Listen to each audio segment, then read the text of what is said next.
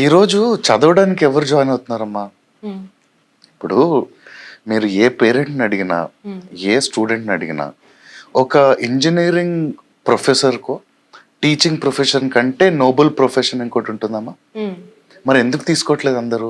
In fact today teachers make good money. అవును. లక్షల్లో salaries teachers కూడా ఉన్నాయి, ప్రైవేట్ అవును. స్కూల్స్లోనూ వాటి పెన్షన్స్ ఉన్నాయి గవర్నమెంట్ వాళ్ళకి.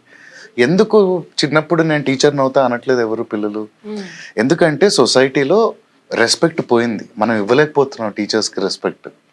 సో డబ్బులు, పరపతి, ఒక బ్రాండింగ్ సొసైటీలో ఇంకా నాటుగా చెప్పాలంటే ఎక్కడ కట్నాలు ఎక్కువ వస్తాయో మగపిల్లలు అయితే, ఓకే. ఓకే, ఎంత తక్కువ కట్నం ఇవ్వచ్చో అని ఆడపిల్లలు అయితే చదువుకుంటున్నారమ్మా ఇప్పుడు. అంటే ఇలాంటి తిడతారేమో అందరు కామెంట్స్లో నన్ను, హ్మ్.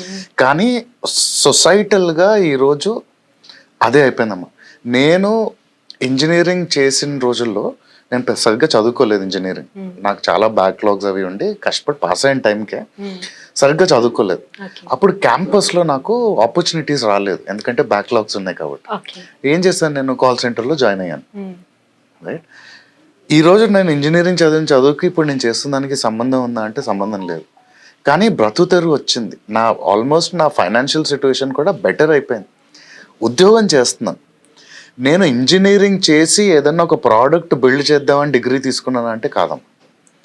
ఆ రోజుల్లో నా కొడుక్కి బెస్ట్ ఏంటి ఇవ్వాలి అంటే ఇంజనీరింగే. హ్మ్. నేను చెప్పుకోవడానికి బెస్ట్ ఏంటి, నేను అందరికంటే ఏం చేస్తున్నానంటే ఇంజనీరింగ్. నాకు ఇంట్రెస్ట్ ఉందా లేదమ్మా. హ్మ్. నేను ఇప్పుడు ఈ మాటలు చెప్పుకొని ఏదైతే ట్రైనింగ్ అన్నా మాటలు చెప్పుకోవడమే కదండి. అవును. ఎలా సర్వైవ్ అవుతున్నావు అంటే మై ఎబిలిటీ టు టాక్. నేను అదే మాస్ కమ్యూనికేషనో జర్నలిజమో చేస్తుంటే మీ సైడ్ కూర్చొని ఉండేవాడినేమో ఓకే. ఈ పాటికి. సో నేను ఎందుకు ఇదంతా చెప్తున్నానంటే అమ్మా, ఈరోజు చదువుకోవడానికి నాలెడ్జ్ కోసం ఎవడు డిగ్రీలు చేయట్లేదు. ఉద్యోగాల కోసం, యుఎస్ వెళ్ళడం కోసం, కట్నాల కోసం, కార్లు కొనుక్కోవడం, అంటే ఎవ్రీథింగ్ ఇస్ డ్రివెన్ బై ఏ ఫీల్డ్లోకి వెళ్తే నాకు శాలరీలు ఎక్కువ వస్తాయి. హ్మ్. మరి అలాంటప్పుడు ఇంజనీరింగ్ ఎందుకు చేయాలి?